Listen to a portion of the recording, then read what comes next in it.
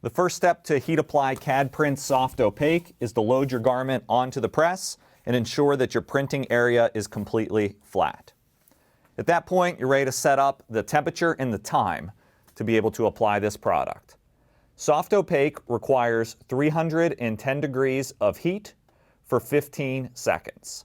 It's best to also program and plan for a preheat to prepare each garment for application.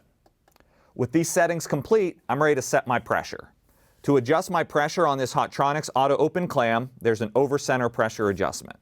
I can turn that to increase the pressure clockwise or counterclockwise to decrease the pressure, lock the machine down into place, and it has a digital readout on the control board.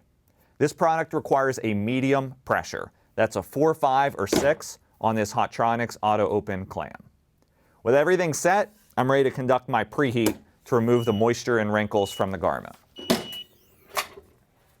At that point, I'll remove the backing from my soft opaque transfer.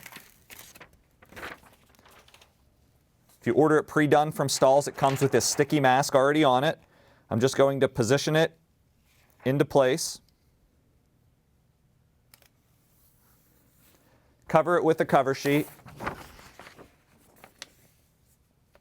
And then press it. 310 degrees, 15 seconds at a medium pressure.